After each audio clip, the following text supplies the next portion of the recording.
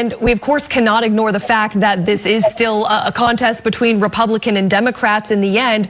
How does Donald Trump change strategy now with this announcement? And before we know, maybe it is Kamala in the end. But in the next, days and weeks when we maybe don't have the nominee set in stone, how does the Trump campaign navigate through this? If it is Kamala, then essentially he runs the exact same playbook. And you saw him a little bit in that speech in Grand Rapids, Michigan yesterday. He's trying to essentially run against the Biden-Harris administration. The Biden-Harris administration is relatively unpopular, the job approval rating under 40%. So that's an easy playbook for him. But if it's somebody who's a governor and somebody who's from outside of Washington, he can't necessarily do that. He can try to somehow allegate that person with Joe Biden and say this person is just a carbon copy of Joe Biden. But if it's somebody who, for example, has been elected in a state like Michigan or North Carolina or Arizona or Georgia, the four candidates that were aforementioned, it's very hard to make that case. And I think that he really has to kind of change his playbook. Perhaps he has to make it the candidate an affirmation of Donald Trump rather than putting demerits upon the other side. Now, some polls have done some kind of interesting questioning here, showing that Michelle Obama could actually beat Donald Trump if they were to be matched up. Your take on the likelihood of her name being put into the ring, and do you see her as possibly being successful against Donald Trump? She probably has the best chance of beating Donald Trump. She's somebody who has very low negatives, very high positive, extremely popular in this country right now, and somebody who's seen as kind of above the fray, above U.S. politics, for example. She reminds me of a little bit of Colin Powell back in 1995 when Bill Clinton, it looked like, was going to run away with the re-election, and the polls were showing he would have beat Lamar Alexander, Phil Gramm, Bob Dole, Dick Cooper, everyone else who was running. But polls showed that Colin Powell, who was seen as somebody who kind of transcended partisan politics, was the only person who could beat him. And Republicans absolutely begged him, they beseeched him to run. But at the end of the day, he didn't run, and Bill Clinton ended up winning in a landslide over Bob Dole. I think Michelle Obama is probably the most formidable candidate, but I don't think necessarily would want it. And you really have to do a lot of persuading to get her to run. Absolutely. And just into our newsroom, we hear that Biden is throwing his support behind VP Kamala Harris to lead the Democrats against Trump. Your take on that being not originally included in this letter statement, and why we're, now just getting this update as we're on the air about 25 minutes after he releases that letter. It's very interesting that he isn't making any endorsement, because presidents, you may say, well, the president, of course, he's going to endorse his vice president.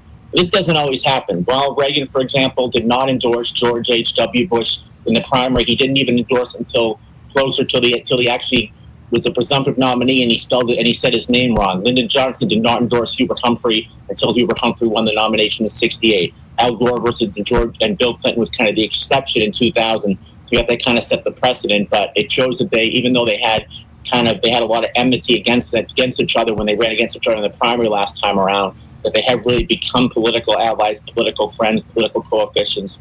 And because of that, I think that you're going to see that he endorsed her. Maybe he wants to clear the field and say to his delegates, support Vice President Harris. We don't want somebody else to kind of try to challenge her and perhaps, go into the second or third or fourth chances at the nomination in terms of ballots at the convention in Chicago.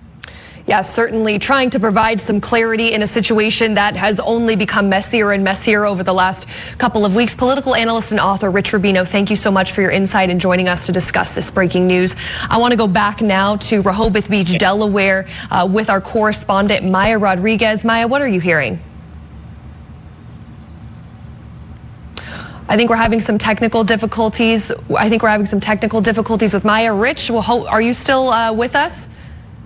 Perfect. There you are. I did have one more question for you. Will you talk a little bit about the importance of doing this in this moment now? Why do you think Biden chose today, now, to do it rather than wait for an open convention? Obviously, less time to do this, but why didn't he do this, a couple of months ago when there were already some rumblings about, is he fit enough to take office? Why do you think today was the day? Because there was such pressure that was mounting on them. Remember, it was only a couple of weeks that Lloyd Doggett, the congressman from Austin, Texas, began this essentially cavalcade of Democrats announcing that they would not support Joe Biden. You saw eventually Senator Peter Welch, but then I think that also Nancy Pelosi the Speaker Emeritus told him probably that, look, we have a lot of down ballot races. It's extremely important for us to keep the House and the Senate.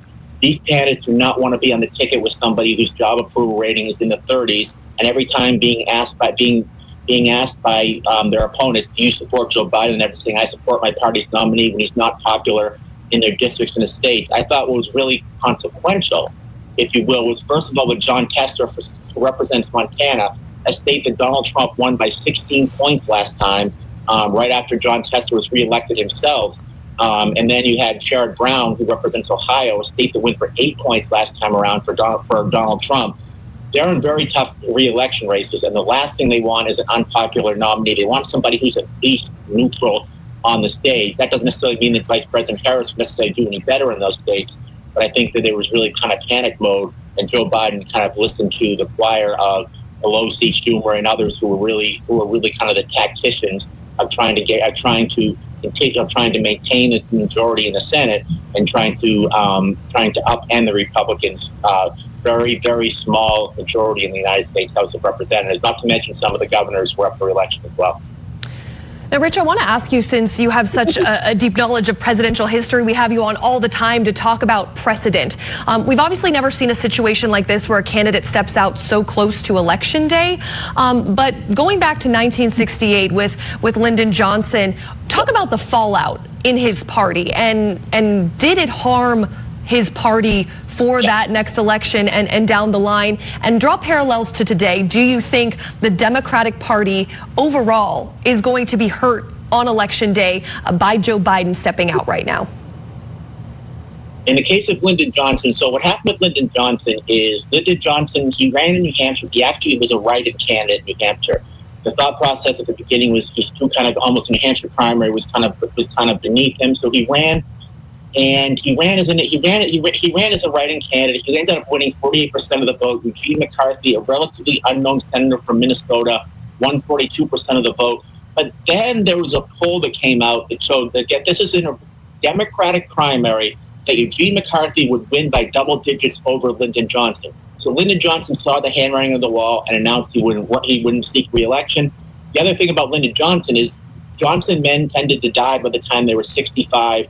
And Johnson knew that, and he probably would die in office. And interestingly, he actually died 2 days after what would have been his second full term. In Johnson's case, his job approval did increase, and he was seen as somewhat of a statesman.